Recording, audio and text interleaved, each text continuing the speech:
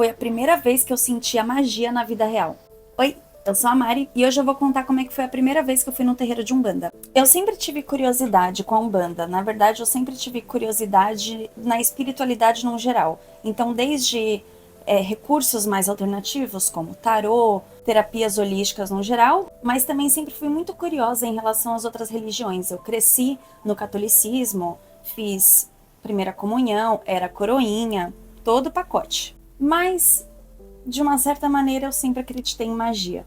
E acho que como todo fã de Harry Potter, um pouco frustrado por não viver naquele cenário, na Umbanda foi a primeira vez que eu achei um pouco dessa energia mágica de contato com algo que a gente não consegue ver. E a primeira vez que eu fui para um terreiro foi em 2015, não foi um momento que eu estava muito bem do meu emocional, eu estava um pouco bastante deprimida. E uma amiga minha que já frequentava, o tio dela trabalhava nesse terreiro, ela falou, né, vai comigo.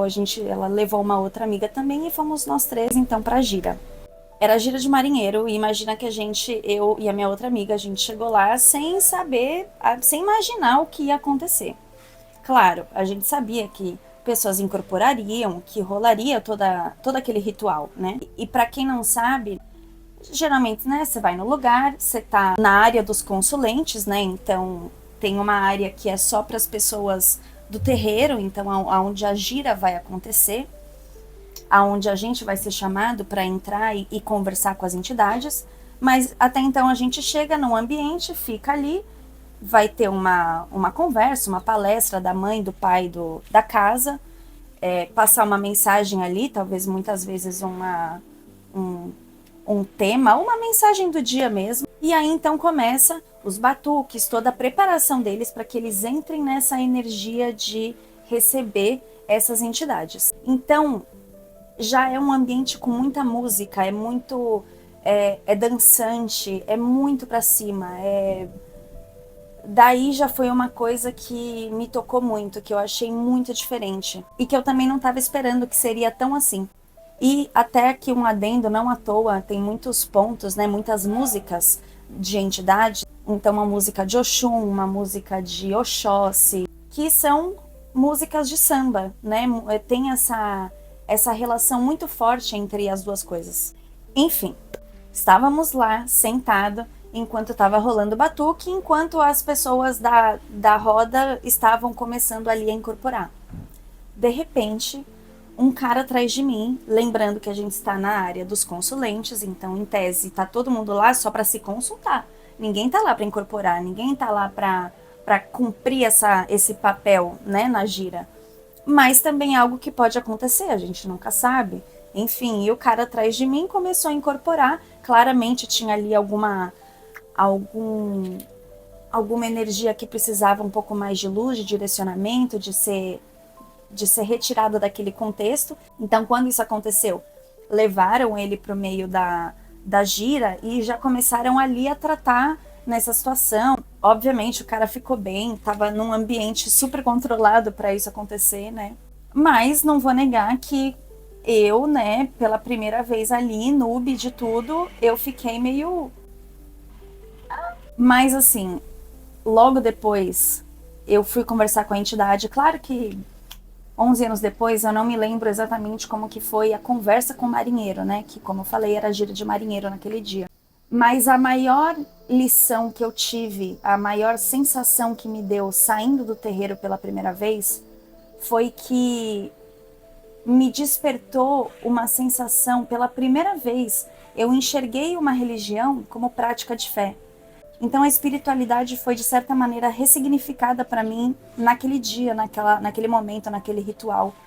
Porque mesmo eu que já tinha feito catequese, estudava catequese em espanhol e em português, porque a minha avó espanhola queria dar aula pra gente também em casa. Então foi realmente a primeira vez que eu enxerguei uma religião, né, não como um espaço de doutrina, mas como um espaço aberto para a prática de fé.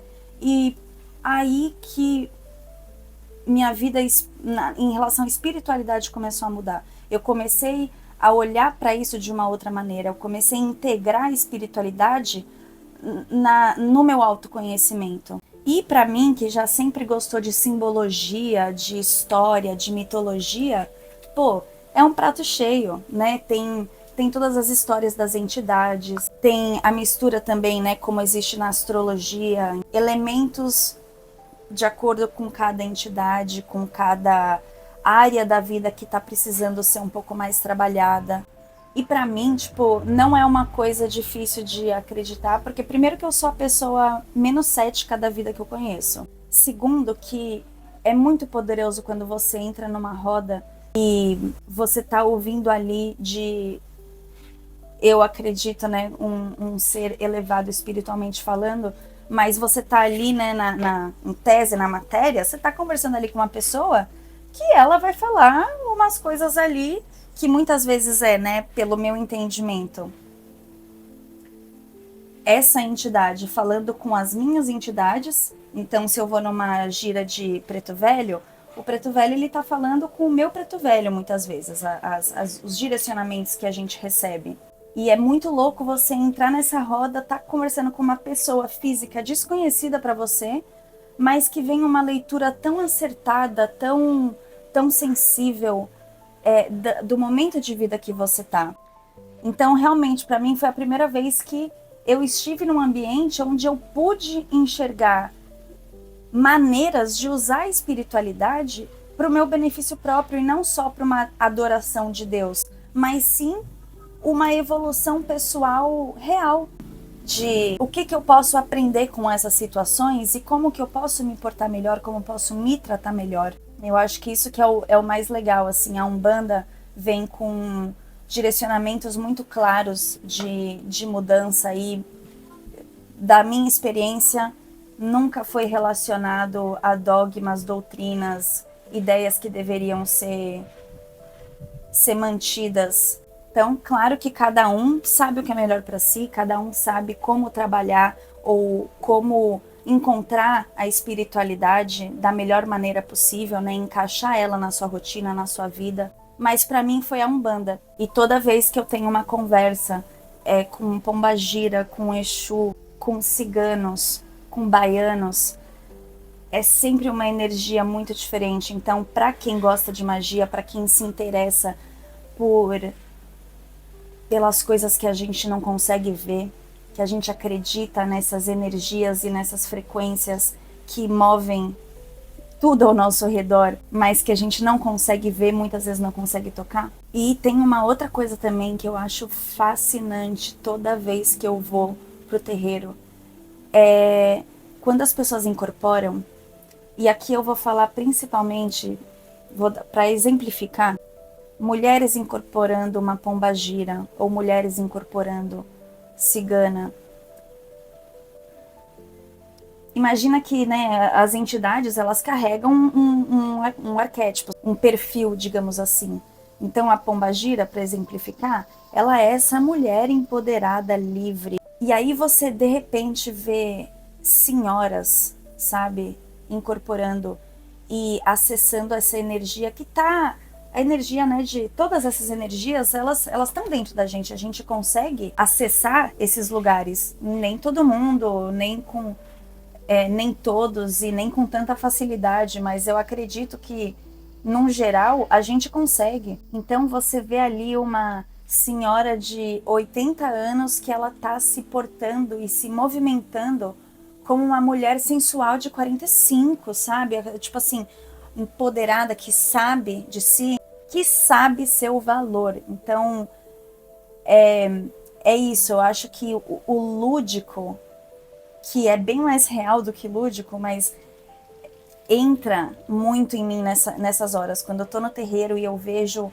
essas pessoas sentindo e claramente sendo outras, saindo da sua energia própria, né? Eu, Mariana, eu entro aqui na entidade, seja marinheiro, baiano, cada um vai ter o seu perfil, cada um vai ter os seus traços, né, de personalidade, mas é surreal como que a pessoa muda, a cara muda, a energia muda e você literalmente se transforma, você canaliza essa energia. Então, é muito lindo. Para mim, Definitivamente o meu contato com a Umbanda foi uma coisa que engrandeceu a minha vida, mas mais do que isso, a minha visão de espiritualidade.